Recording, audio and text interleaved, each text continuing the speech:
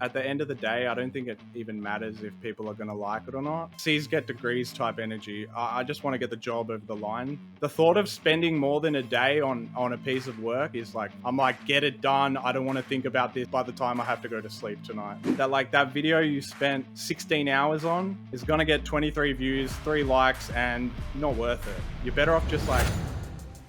A lot of these creators are such perfectionists. They don't know what they want. They're like relying on an editor who isn't a producer. And that's the thing, like they'll like spend say 2 or 3 hours on the edit, getting there. And they'll like artificially put the goalposts a little bit further for themselves. Could be just a little bit better and then maybe that'll get me more likes. Yeah. That's a trap. That's a trap. Like get it good enough and post it and get on to the next. What would be a good strategy for someone to kind of like work through that? Like, I think it would come down to... Everybody, welcome to the Creator Dashboard, and today we're going to be having a conversation with Ty here, who is a bit of a different pathway to content creation, and it was very interesting. Ty reached out to me wanting to kind of share his experience in the content space as a bit of a different and alternative angle to content creation, which I thought was quite interesting. So Ty, why don't you go ahead and introduce yourself? Sure thing, man. My name's Ty. Been a content creator for Kanga Esports for almost 8 years now. I deliver live streams for Events Engine and Longshot, and I have a traditional sports background in broadcast as well. Yep. This is where I think it's quite interesting. So you do a lot of the background stuff, and a lot of people, when they think traditional content creator, they think of someone who's the face of the content, like the face of content creation. So like, you think the big ones like PewDiePie, there's so many I can't even think of them. There's but like a millions of content creators out there, as everyone's listening to it. But I think where like your particular angle, and where I think this is quite an interesting conversation, is you're not necessarily the face of everything that you do. You're essentially assisting with all of the faces, and you're putting things together in the background, because I guess without talent like you, a lot of these things like esports events that you're a part of don't get put together. So I think that's quite an interesting thing. So what kind of got you into this journey? Like, where did you start out? If I'm honest, bro, I started editing my gameplay montages when I was like 15 on a crappy capture card with Sony Vegas on the computer that was given to me by my brother. Yep. I was literally editing like little montages when I was like 14, 15 years old. Yeah. So you was like, what, 15 years ago now. I started my journey, I guess you could say. Yep. And so started. I think a lot of people started that. You probably were in the very early stages of like YouTube back then, like, probably following along those kinds, because montages was like the main thing back then. Well, yeah, that's what everyone was doing, cutting the sick clips to like music. I mean, people still do that today. I still do that today with some of my clips. And do you think it works still? To a degree.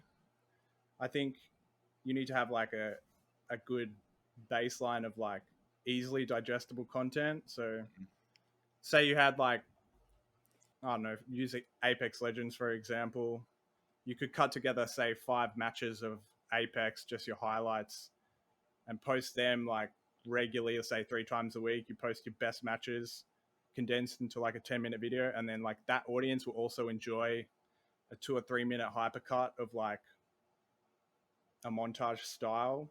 But it can work, but it has to be supplemented with other content for it to land. Yeah, you can't just be a pure montage creator. You need to supplement your montages with like other digestible content, I guess.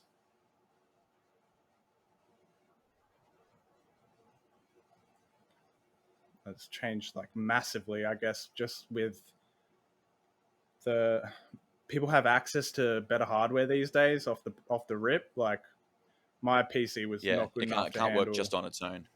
The recording aspect. Like back in the day, we had to record off a capture card from our console and then bring that into our computer that was hopefully good enough to run the editing software. It's quite tricky. Could hold the clips. How do you think it's all changed since when you first started? Now everyone can just open OBS, hit record, and do their own like internal recordings, and like I guess it's changed massively from the readily accessible hardware that people have.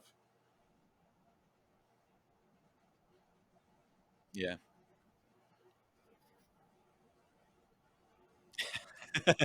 Yeah, man.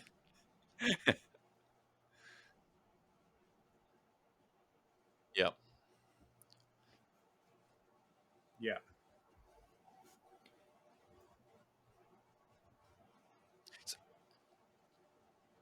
Yeah. Yeah. I guess, yeah, it's a lot more accessible. It's a lot easier for people to get into. But with that, obviously, comes a challenge. Obviously, there's a lot more saturation. And like you've got to evolve with the Yeah. audience Good to kind of question, suit Jury. this expectations. 'Cause I still I see content creators these days finished trying to do what was high working school and I 15 years was ago doing like an art on course, YouTube. and we And just had to edit some like, like I short guess that's film probably that like we where filmed on 80% of like the the content high school creators cameras, and are these I was doing days. a bit of music at So the it's time very and art, interesting. and So I starting don't know, it just with led me like, down the so road of obviously you like started editing. I Where probably did you want to like, become an so you editor said that or you do kind of got something into with media. broadcasting. So what, Um, how's that kind of, how and did I that just all looked work up for you? courses in my How did that go? area, in my city, and the obvious. I went to a bunch of open days at unis around, and I was like tossing up between an audio course or a Mm, broadcast, TV and film type course, and yeah, I eventually just decided on the TV and film. Um, at first, I was like mainly looking to get into film, but I realized it's such a long shot. It's difficult in the city I live in, Melbourne. Um, it was an obvious pivot for me to just go to sports broadcast because we learned all the technical skills there, and we were using the same cameras, feeding into the same software. And yeah, I mean, Melbourne's a capital city for sport in Australia, so there was 1,000 jobs for me waiting when I finished my course. So so did you yeah, find it, so you did a, was it a course or did you go to, like, did you get a degree? yeah, I got I did my Cert 4 and a Yep. diploma, so 2 years of my life, and then I walked out of that uni course into a job at the AFL. So Yeah, right. So you pretty much went straight from the certificate into working for AFL. That's yeah, actually pretty crazy. Cert 4 diploma AFL was yeah crazy fast track career. That's actually pretty cool. And so kind of what happens in the broadcasting space? Like, what's the kind of going on in the background that a lot of people don't necessarily see? Uh, I guess it's a lot of moving parts. As you're working alongside a lot of higher ups, producers. Like when I got in at the entry level, I was just a pixel pusher, like editor, Yep. and I was cutting the live feed from the AFL match, Yep. and I was working with a producer. He'd be like, "Yep, grab this kick, grab this handball, grab this tackle, grab this goal," and I'd clip them up for him in the moment. So he'd be sitting behind me or sitting in the next room, and he'd shoot me an email, be like, "Hey, we need this clip now." So it's just fast turnaround, live edits, and then that would all get posted to like Facebook, Twitter, Instagram. Uh, So I was like doing like almost straight away after the game. yeah, literally they wanted it as the game was ending. They were like ready to post within 5 minutes. That was like the match highlight. So I had two jobs there. I guess I was doing like the live one clips. So like if their Twitter feed wanted a potential goal of the year, Yep. then they'd want that right after it happened. But I'd also be building a highlight package from the entire game at the same time I was doing that, Yeah. the single clips. So yeah, both packages got put up basically after we finished, after the game was done. That's interesting. And so I guess that utilizes a lot of your editing skills. So a lot of people, I guess a lot of people watching this who are kind of editing and they enjoy the editing side of it, that's kind of a path they can go to. Because I think a lot of people talk about like wanting to become full-time content creators. And technically speaking, you are a full-time content creator. Yeah. Like, but people's mindset when they think of a full-time content creator, they think of someone that's like on YouTube and on TikTok and stuff like that, Yeah. doing that kind of stuff. But more or less, like what you're doing is still the same thing. So it's still a Well, viable yeah, career path. I'm still creating content and getting paid for it. The thing is, it's like there's 1,000 industries in this world that require content delivered and like refined. They need the raw footage cut down into like a nice package to post. It's not limited like at all to gaming or Twitch or YouTube. I mean, AFL, like I'm not even joking when I say 90% of the content I've delivered has like one or two views or like maybe in the range of like say 10 to 100 viewers, but it's all behind a paywall. So like while I was working at the AFL, I had a job at a webcast company, It was a conferencing company actually, and we used to film lawyers all day, every day. And what lawyers need to do is like every 12 months they need to like get their points. I can't even recall what the points are, but basically once every 12 months they need to watch or stay on top of their industry in a certain topic. So the industry leaders would come into our offices, give a 2 hour presentation, and then that 2 hour presentation on their specified, I don't know, it might be, sorry, one sec. It might be on legal ethics, for example.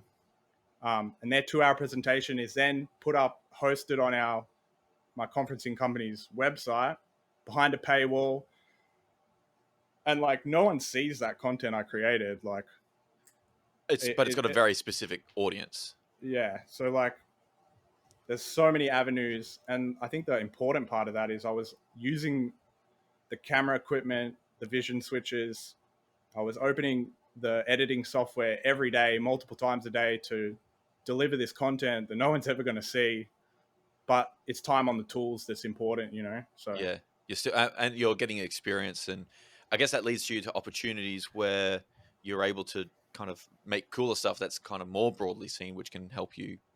well, exactly. Yeah. So Yeah, because I'm down that, like, because I am using the software every day, when the moment comes where someone needs a fast turnaround on something, it's like, oh, I can do that. It's like, I can have that to you within 30 minutes, bro. And like anyone trying to become an editor or is out of their bedroom, just turned 16, 17, 18, whatever age, you know, and you're trying to break in, it's like, if you haven't had that experience on the tools yet, it can be quite difficult to get to deliver content to someone who's, you know, the posts on Twitter you see, like, need an editor, DM me or whatever.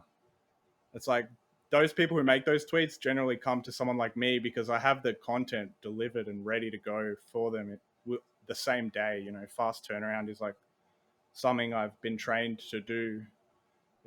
It's almost like hard.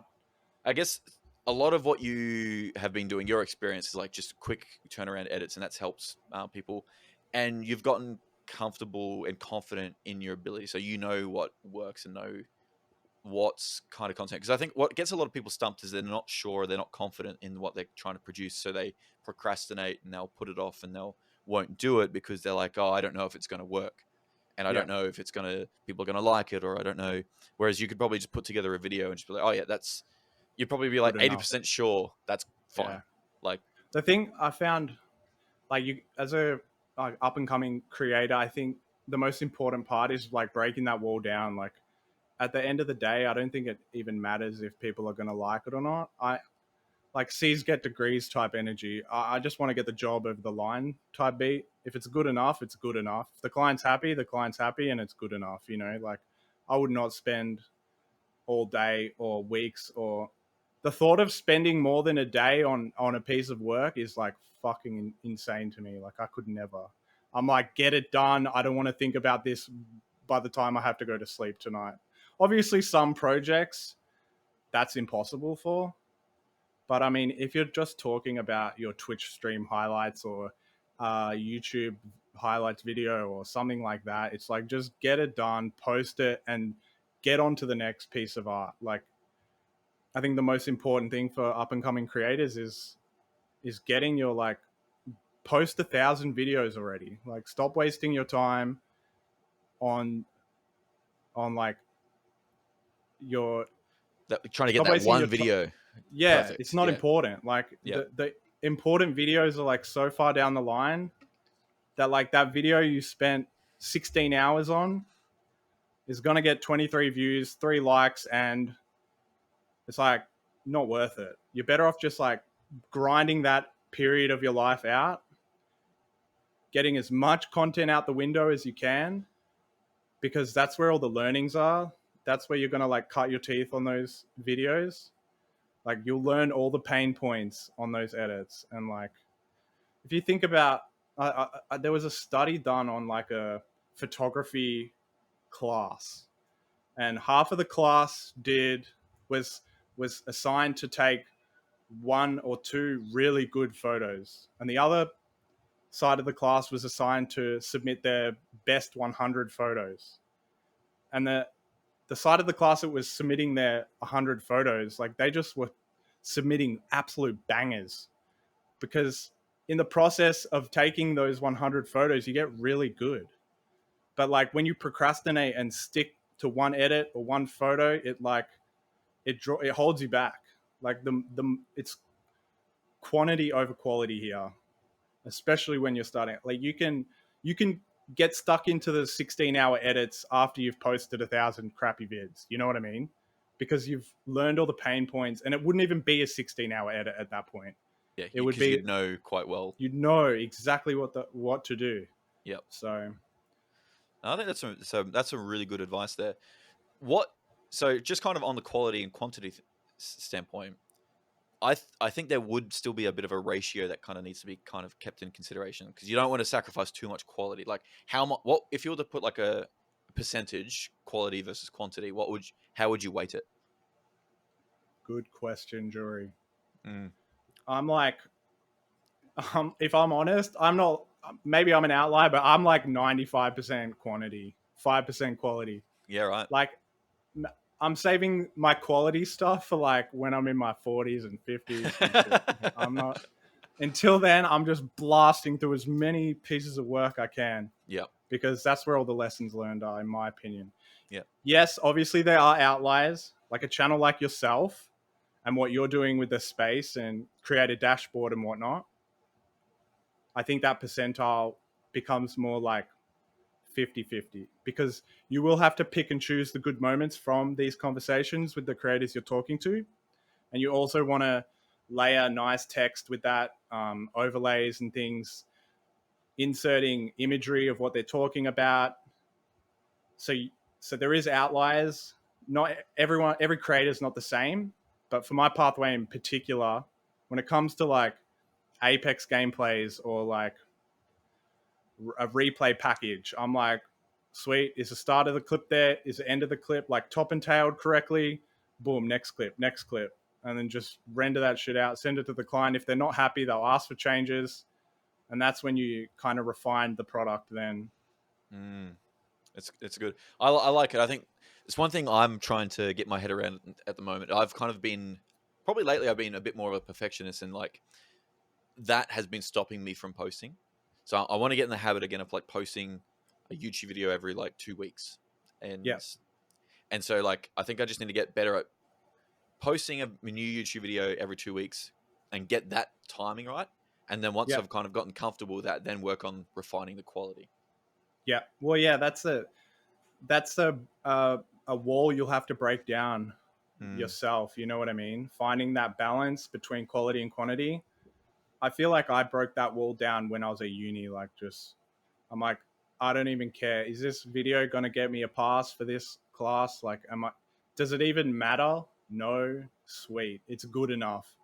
Obviously, some of my clients probably don't want to hear that, but like, and people like hearing me say that will be like, oh, I don't want to work with him because he's just going to like rush my video or whatever. But I think the money is where, well, not the money, but the point of my job is to like send you back something so you can look at it.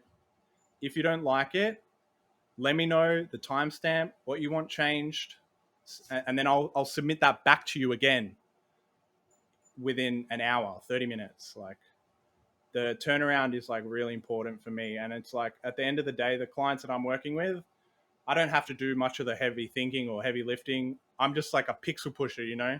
If it's their video, it's going on their channel. If they're not happy with it, you let me know and I'll make what you want. But I'm like, I'm not here to spend 16 hours on an edit that I have no guidance for, you know what I mean? And I guess that comes from the traditional sports background where I do have a producer sitting in my ear saying, this, this, perfect, submit. It's good to go.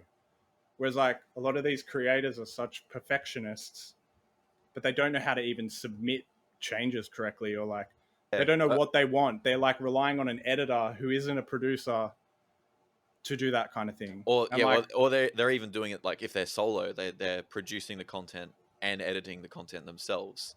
And so like without an end goal in mind, or like what it is they're actually trying to achieve, they just find themselves they in get this in a infinite loop. infinite loop of like, edit, is it good enough? Edit, is it good enough? But like, it's never going to be good enough to what they have in their mind, because they don't actually know what the and that's the goal thing. is. Like they'll like spend say 2 or 3 hours on the edit. They'll be like, it's getting there, and they'll like artificially put the goalposts a little bit further for themselves. Yeah. And Oh it's yeah. like, No, bro, it could be just a little bit better, and then maybe that'll get me more likes. Yeah. that's a trap. Yeah. That's a trap. Like, just like get it good enough and post it and get on to the next video. So what what would be a good strategy for someone to kind of like work through that? Like, what would you do to help someone just break through that trap? It's a good question. I think good question, Drury. I think it would come down to setting yourself a schedule. So like you said, for example, you want a video every 2 weeks. Yep. In my opinion, that's too long. I would set, I don't know, your limitations on your timing and things like that. I know you mentioned you had children, things. You're a busy man, obviously, right? So like it might not be feasible for you, someone like yourself, to have a video up every 3 days. But like maybe setting pretty strict deadlines for yourself might be the way to break that down. Or up and coming creator, you have all the time in the world, you have no children, you're not paying rent, you work 4 hours a week or 10 hours a week. Like you quite literally could be posting twice a day, 7 days a week. And like it just circles back to like, get those 100 videos out, get your 1,000 videos out. The quicker you do that, the faster you're going to have your lessons learned and like find your pain points in the edit suite and like work out your process and your like how you actually like produce it. Because like for someone like a gaming creator, they've got to record the gameplay, then they've got to like, they've got their whole production line. You got to work out the best way, the most effective way to do that, and the only way you can figure that out is by doing it. And a lot of people will just like hit record, play for 2 weeks straight, and then have so much footage that they have to shuffle through that it's like overwhelming. Whereas like they should record their gameplay that day, either do it the next day when you wake up, or do it that night and don't like go to bed late. Like especially kind of aiming it at younger creators here who have all the time in the world, but like just get it done, render the video, delete the files off your computer so you have room for the next day, and like don't pile up your videos so much that you are getting overwhelmed by how much there is to sift through. And like just trying to light a fire under yourself. Like just set yourself a hard deadline or schedule and just stick to it. It's like anything, like going to gym, like eating right, same energy. You want to set like content goals for yourself that actually are difficult to achieve. And like nothing in life that is worth doing is easy. So like if you really want this, then there's no excuse for you not to be posting multiple times a week and like getting the content done. Even if it's not the greatest piece of art,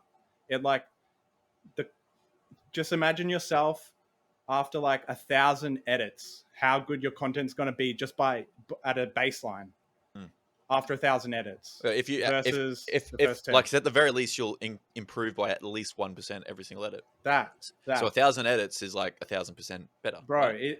You put it like that, I just got goosebumps, man. It's like that's literally how you grind it out, and like 1% is so achievable every day. Like when it comes to learning your hotkeys and like what effects you like to use and the pipeline of content coming in, where you like to get your memes from, your music effects, like all of that.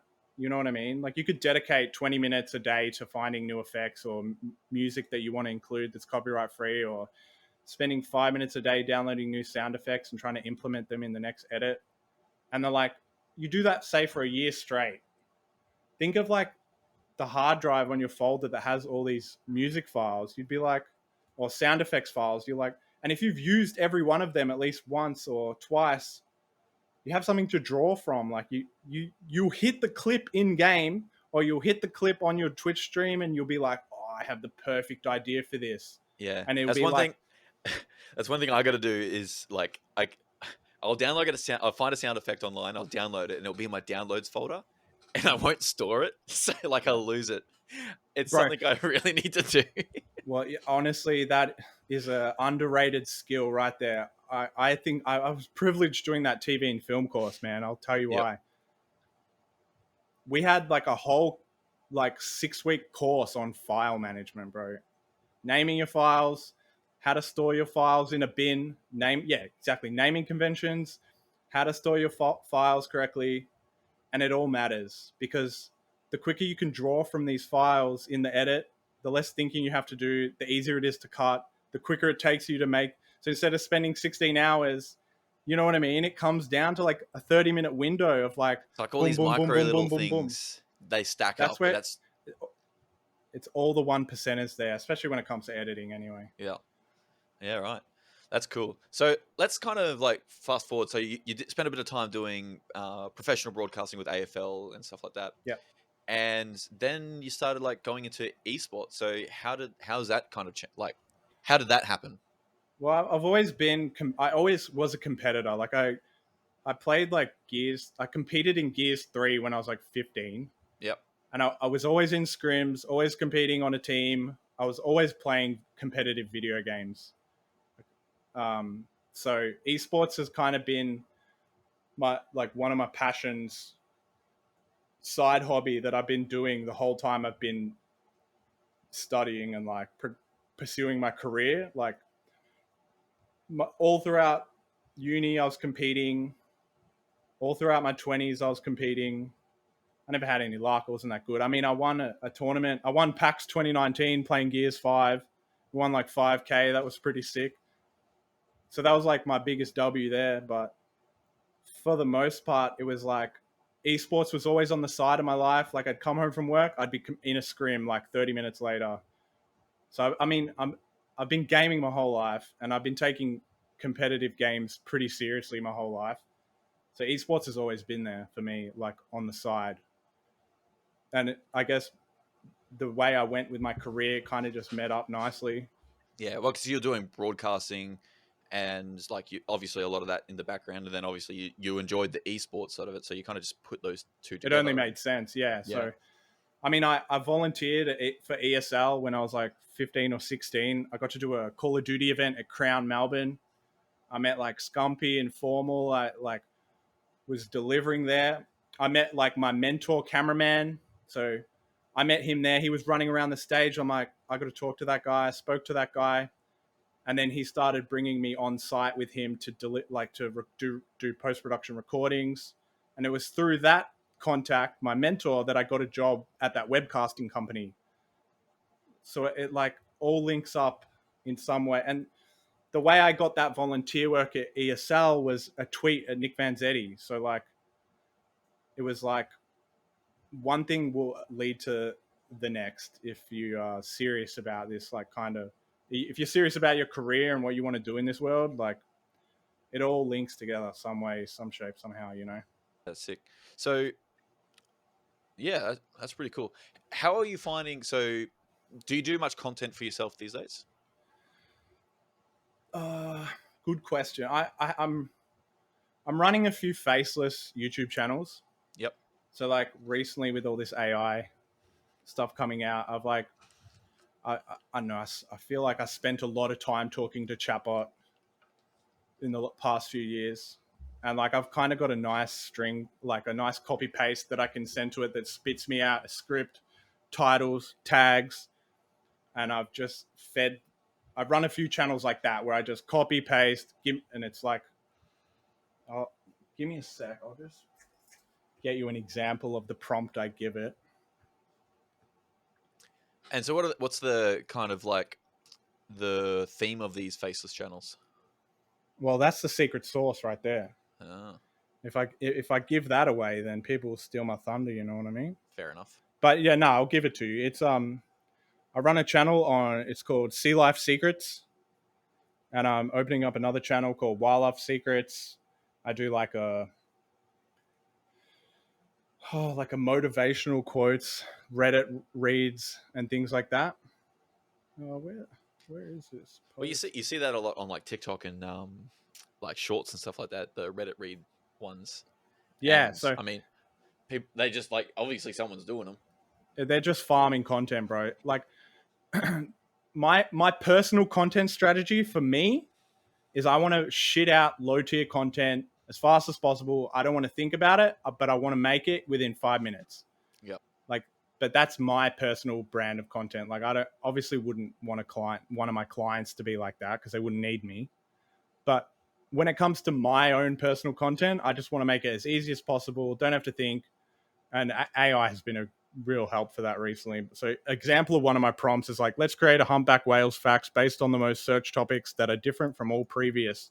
Generate me a script for that fact that starts with one of the following hooks or variants of. Did you know that? Have you ever wondered why? This is your reminder to. This is why you shouldn't judge a book by its cover. You'll never believe what happened to. I discovered the secret of the. This may be controversial, but. And ends exactly with comment what you'd like to see next. Don't forget to subscribe. Don't include emojis in the script. Generate me a title for the fact that is clickbait with a total character limit of 100. Please generate me a description for the script and generate me tags for SEO purposes. And then it spits me out a script, title, tags, and then I copy paste that into an AI voiceover. I have my Premiere file ready to go. So I just drag the AI voice over on to the track that's already got the audio settings. It's already got the music there. All I have to do is put media on, which I've created like 30 different bins of whale footage, shark footage, turtle footage, jellyfish footage. And it's like drag, drag, drag, drag, and I'm done. Like I have a piece of content done in 5 minutes that I'm posting with all the like titles, tags, SEO, all done. And like I post 3 times a day, 7 days a week. I mean, and at this point, I don't even do that. Like I have 2 editors on payroll that work for me. That's crazy. So I just get them to do it, and I just give them the secret sauce, and they like post on my behalf, kind of thing. Wow. So, wow, and like that's working well for you. Well, yeah, that's my own style. Like that's my own personal content. yeah. Obviously, I tried to be a gamer, a YouTuber, and it never worked out for me. All my videos got like 20 to 200 views. I had a few that went to 1K or whatever, but for whatever reason, gaming content just never worked for me. I guess I'm not funny enough, or yeah, that's a tricky thing with gaming content. You either got to be entertaining, you've got to be able to provide some kind of value through the content that you're making, so like tutorials and stuff like that, or you got to be really good. Well, that's the thing. I was almost really good, and I'm almost funny.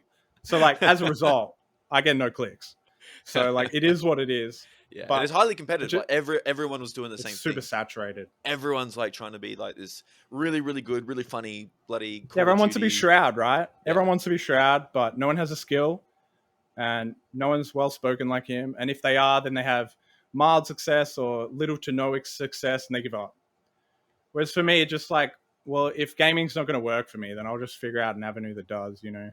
But like I said, I've been gaming competitively since I was like 12, bro. I was playing Gears of War really young, and always I was on like Cyber Gamer and playing in like scrim matches, elo matches, and just trying to make it as a pro gamer. But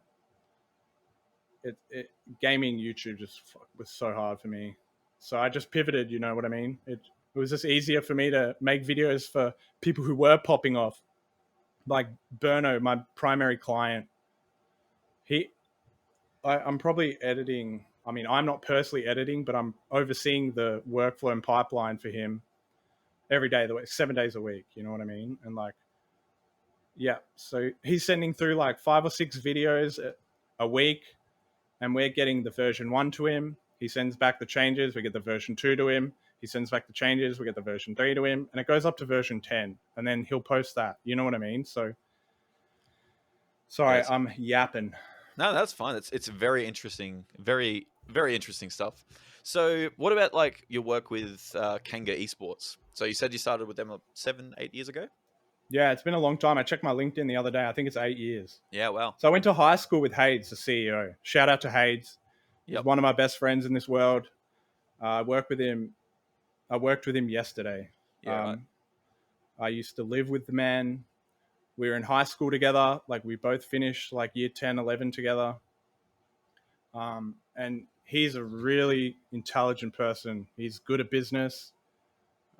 He himself ran a successful Minecraft YouTube channel when he was in high school. Like the man is an inspiration to me for sure. And I wouldn't be where I am today without that man. And he obviously owns Kanga. He's a CEO. He also owns Events Engine, who I work for. So once again, it's who you know. And I think building relationships is so important in this industry. Like you need to be able to shake hands with anyone and everyone. And when you do shake the hand, it's important that you have like it's when you do shake their hands, it's important that they have the means to find out who you are. You know, like have a body of work ready for when you do meet that important person in your life, so they know you're serious. Like, say you come up to me at PAX and you're like, I really want to be a content creator, but you have no videos uploaded or you haven't began the grind. It's like, what opportunity can someone like Hades or myself give to you if you haven't even began the journey? Like, you can't steer a car that's not in motion. Like, we can't help you unless you're already doing it. Like, I guess that's all avenues of success. You have to be doing it before you make it, because when you do get that opportunity, if your vehicle isn't in motion, you can't steer in the right direction. So it's like, it's who you know. Yeah, like I said, shake hands with anyone and everyone that is like in the space, and it's important to get your name out there in that regard. But it's all pointless if you don't have a body of work to back it up. You know. What kind of work like do you do specifically for Kanga? So what was the Events Engine? Events Engine, yeah. So nothing recently for Kanga really, but Events Engine is the business that Hades is really working on at the moment. Yeah. So I saw you And did we something pretty big recently. Like just a few days ago, you helped with a live broadcast for something. Was it with yeah, like? So what was like for the audience? What was that event? sweet. So we delivered the Jinxie Streamer Bowl. That happened yesterday actually. Yep. Um, So, I mean, a week ago, Control Freak messaged Hades, or they had a deal come through, and Jinxie was hosting a streamer bowl. Had really big creators in it: XUC, Moist Critical, Sketch, Ksan, Agent Zero, Adept played from Face. So there's a lot of big names in that broadcast. So I produced the live show. The assets got all created for me.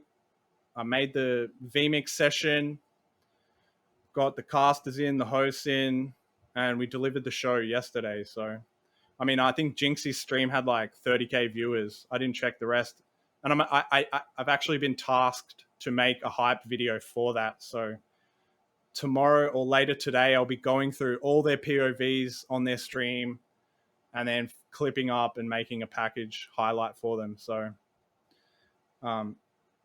but besides the streamer bowl we did for Jinxie and Control Freak, I've been doing a bunch of work for Steel Series with Events Engine. I delivered the first Counter-Strike 2 tournament last year for them. In addition to that, I work with Longshot on the Apex South Apex Legends Pro League broadcast. So I've been working with them for 4 years, doing replays, edits. And yeah, so I've just got just got a lot of moving parts in my life, delivering a lot of live shows, online delivery, and yeah, that's like taken up a lot of my time at the moment. But So what other roles? So this was this been a lot. This is a really good conversation. There's a lot here. So for someone who's kind of wants to get into this kind of scene, and apart from being yep. like a pro, a caster, a host, or an editor, like what other roles are available for someone to get into this industry if they wanted to jump into it? So besides the roles that you just mentioned, I think the main ones I can think of immediately would be like tournament organizing, adminning, observing, and webcast delivery. So like the actual production of the show. So observing is like an in-game cameraman. Adminning would be like managing the Discord, making sure the players are in the lobby at the right time, starting matches on time. And tournament organizing would be, I guess, like similar to adminning, but just overseeing the admins and ensuring that all the moving parts are on time, and I guess liaising with the production op. So like getting the players in the lobby, starting the game on time, and then also making sure the rest of the bracket is starting on time, so that like when we get to semifinals or finals, that all the players are ready, and things like that. So there's a lot of moving parts when it comes to tournaments, and there's a bunch of roles there for people looking to get into it that aren't specifically pro play or host or casting and things like that. One thing from what it sounds like, so it does sound like it is a very almost like seasonal kind of job, like like so you're you might not always have something on the go by the sounds of it. Is that kind Correct. of yeah? Well, So what that's do, where. Sorry, continue. so how do people like kind of manage that? Because it sounds like if there isn't a tournament happening, then what are you doing outside You're of not that getting tournament? paid, yeah. Yeah. Well, that's where I rely on someone like Hayes to be like, he's more of a sales guy these days. Like, yes, he helps me out on the live stream when we have shows and live delivery, but um, just knowing someone in the events industry who can kind of get you these jobs, it might not be feasible for up and comers, but I mean, I've only gotten to this point recently in my life where there is a lot of shows going on. And during the Apex season, like it's only 6 months of the year that we're doing weekly shows. It's not even, it's like 3 months of the year. It feels like 6 months. But I mean, just trying to be involved in as many esports as you can. Like, don't limit yourself in any way. Like, I mean, esports is esports. I love the competitive nature of it all. So I don't really care what the game is. I mean, I've done Smash Bros. Like FGC, the fighting game community is a big one. Like, there's always tournaments for that going on. Or there's figureheads in the industry like that will spectate these matches and like put in their own tournaments. Someone that comes to mind immediately is like B-Rad. He does a lot of spectating of Apex scrimmages. So like the practice matches during the week, not even Pro League itself. He'll be there spectating the games, commentating them, and like running his own show on the scrims. And that's really admirable, you know? Like it's if if you want to do this, then there's you just kind of got to be a little creative about it. You can host your own tournament, and just put up $50 or whatever. Just convince someone to come play with you, and then come play in your tournament, and the rest will follow. You know, like I guess not everyone has that pool, and when you're starting out, it can be quite difficult. But nothing's stopping you from hosting your own spectating. Like, say you know a tournament's going on, there's no stream for it, but like you could be getting yourself into those lobbies and spectating and casting and running a show on the in parallel to that tournament happening. You know what I mean? Because like no, I'd say most of the competitive esports stuff isn't broadcast. Like it's only the upper echelon of players that make it on stream beforehand. Like the play, all the play leading up to that. Uh, they're in like private lobbies versing each other and submitting their scores on like a little bracket page, and it's like you could be spectating those matches and streaming that. And even if no one shows up, even if it's just the players playing in that tournament showing up to your stream, it's like that's how you build a name for yourself in this industry. It's just like do whatever you can, get creative with it. There's 1,000 ways in. Yeah, that's cool. So on esports, so what are your thoughts on the status of esports in Australia? I think How are things? So, it's go ahead. community driven primarily. Like I was Yeah. saying, it's like the upper echelon only gets broadcasted really. So like before it's at the pro level, it's all community. So you have like people putting on tournaments, a new game drops, you can almost guarantee a week later there's like a early bird tournament happening. I think I remember when Valorant came out, there was an open league or an open tournament. It was like literally a week into Valorant or 2 weeks into Val, and yeah, it was just like a open bracket tournament happened, and it was like there was literally 500 teams signed up or something in O's. Like those kind of scenarios are great to like get in at the ground level. So I would, if I was doing it again, I'd be like, I would try to wait for a new game to drop and just follow the competitive scene. I did that with Apex. But if I'm honest, it's all community driven. I think the esports bubble has burst with a lot of the Aussie orgs dying out. The ones left standing now are the backbone of our scene. Esports in general isn't really profitable for investors. It's often fueled by passion. I mean, hopefully that changes in the future, but it's looking pretty grim at this point. So Oceanic why do you East. think? What do you think it's not profit? Like, what do you think what do you think it would take for the investors to kind of get a bit more involved in it? Like, what is it that's kind of holding it back there? I mean, this isn't really my area of expertise, but I Mm. can give you an insight to some Yeah. degree. Um, there's like the viewers don't really, people who watch esports aren't really valuable to ad companies.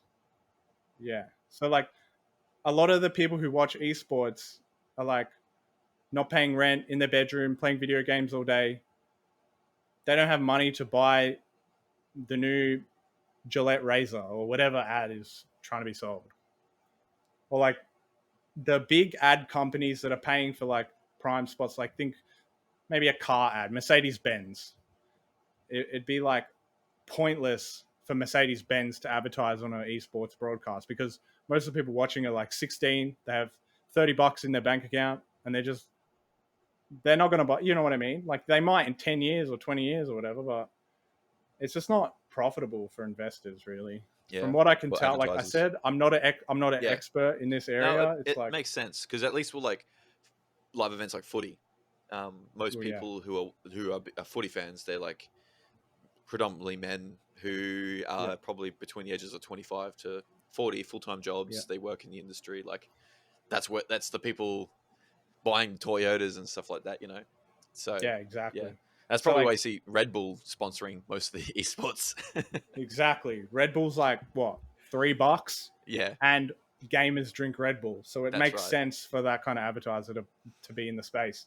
Yeah, but there's only so Um, much Red Bull can like spread their money. Like they're only yeah, going to go for the exactly. big events because that's where the biggest viewership is. That's Well, very yeah, that's interesting. it. But I guess so there is probably an opportunity there for anyone because you see all these up and coming like energy drink supplement There's a providers, thousand of them. There's and they're honestly a all thousand. looking for people like to sponsor. Like they're looking for people to share their content. I mean, esports is probably the option. Probably the option for them Yeah, because it like is a good space for energy drink companies. Esports go hand in hand.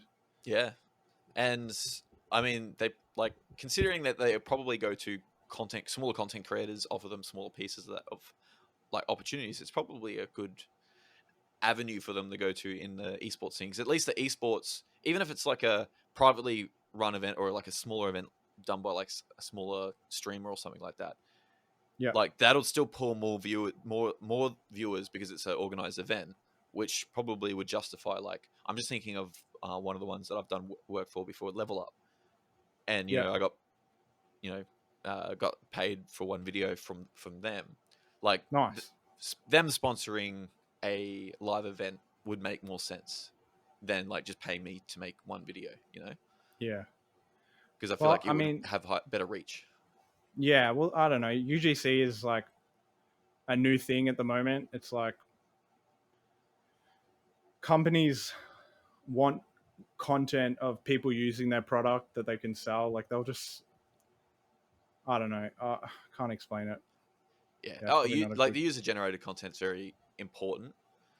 It has its place, but Yeah. the energy drinks are so saturated. People don't really want Well, to yeah. like.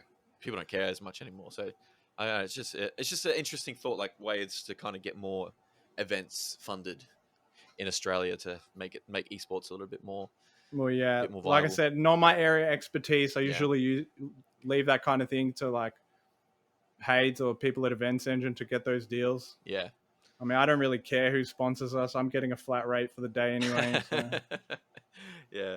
Oh, that's cool. All right, so kind of getting towards the end of it, what are 5 tips you would give to someone kind of starting out?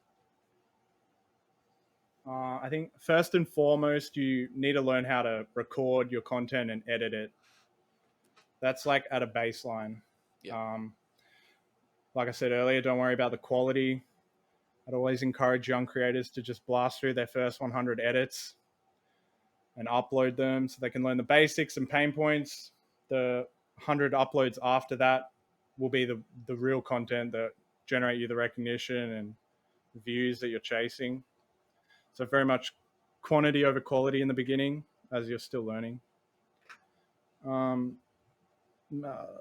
make content for other people, teams you look up to. I have a cool story here. During my come up, Australian esports team, Mindfreak, they sent a Gears of War squad over to North America to play in the open bracket, and they had a insane run. And I was pretty passionate about the game at the time. I was versing these blokes daily, trying to break in myself. And as I wasn't invited to the event, you know what I mean, my team wasn't quite good enough.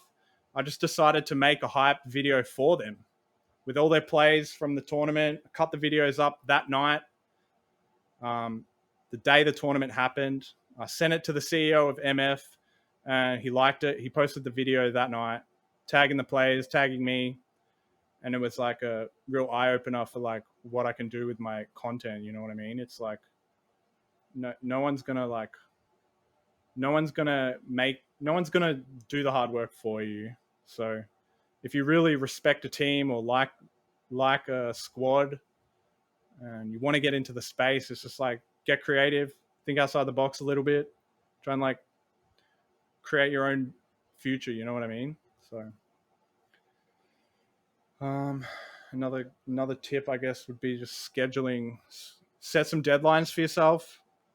If you're not working, if you're living at home, not paying rent, or so you're working minimal hours, it's like the perfect time in your life just to be blasting out those 100 uploads. So just set yourself a strict deadline once every day or once every 3 days or just some crazy output number and just get it done. Like record your gameplay with the boys, get off Discord and just spend the next hour and a half editing or 2 hours editing, post it, go to bed, do it again, 7 days a week.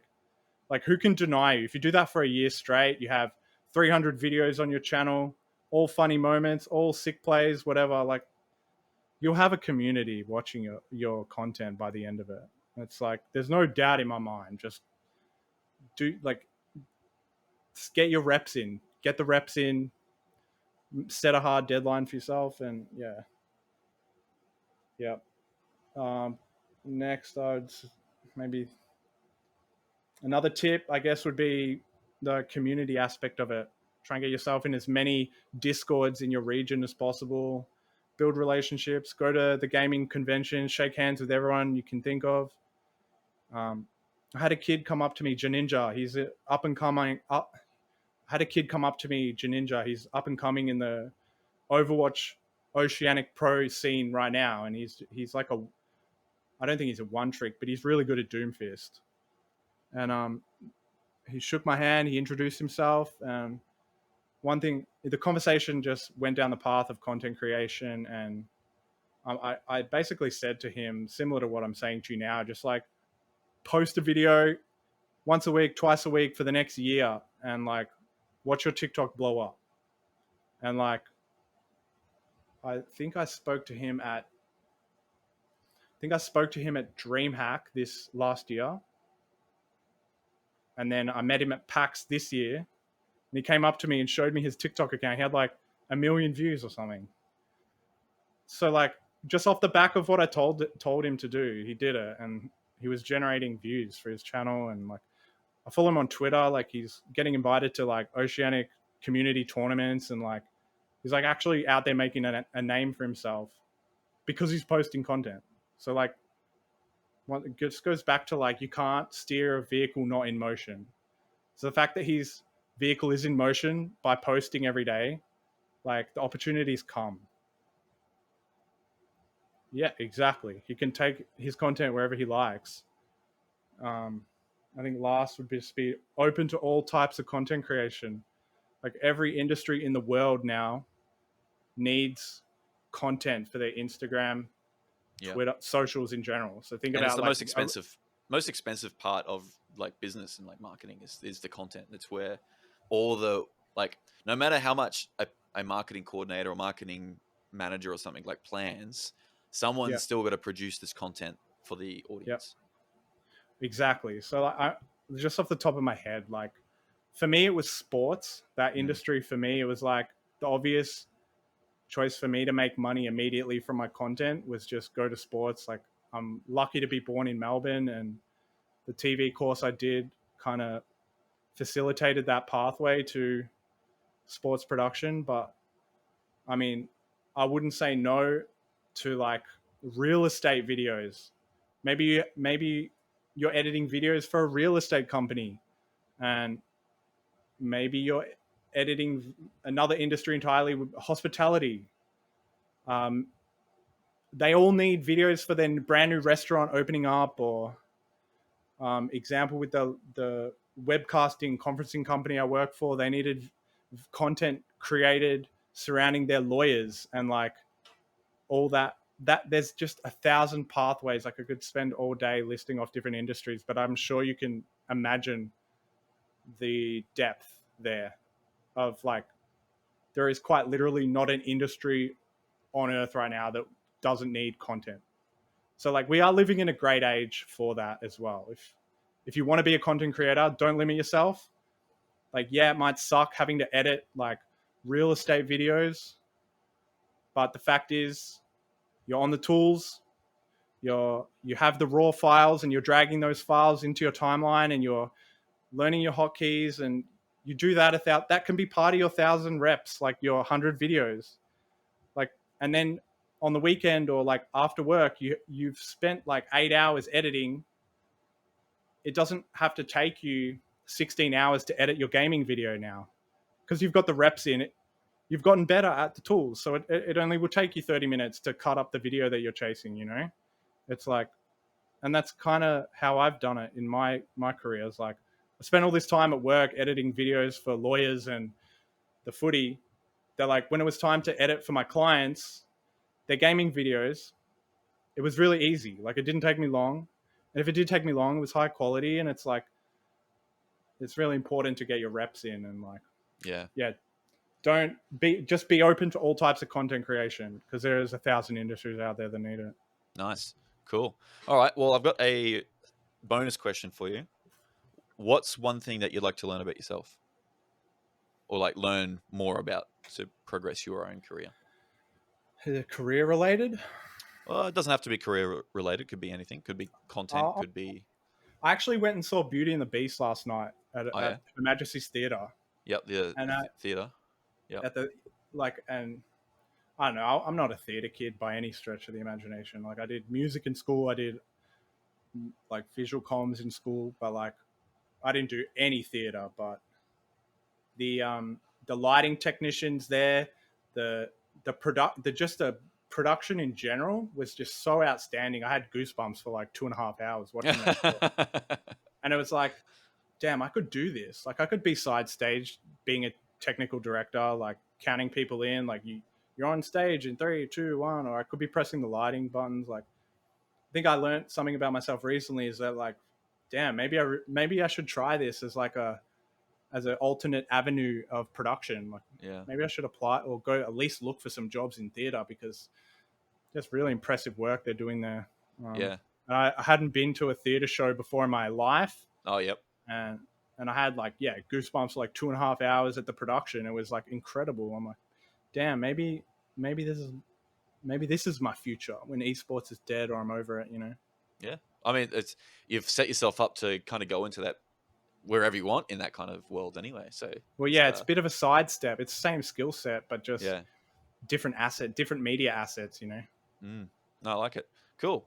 Well, it's been fantastic having you on the podcast or on the video, and I think there's a wealth of knowledge that you've kind of shared there, a few secrets, and I think a lot of people have got something to learn, and that's the whole point of the Creator Dashboard, to get these insights, to get information to people that they wouldn't have normally found, because there's 1,000,001 videos out there on YouTube talking about how to be a content creator and just like making videos and stuff like that, but nothing is like deep knowledge as this. I think this is quite valuable. So thank you for your time today. It's been fantastic. My pleasure, Jury. I'm glad I could help give you some insight there on the industry. And yeah, it runs deeper than what our conversation has been as well. You know what I mean? Yeah. So if anyone wants to reach out or has any nitty gritty questions, like my DMs are open.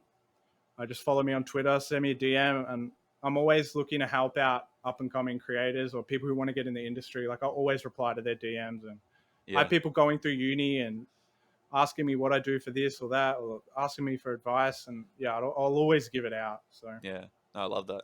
Awesome. Well, glad to hear it. And everyone who's been watching so far, I hope you have enjoyed this video. If you have, give it a thumbs up. As we know, engagement helps.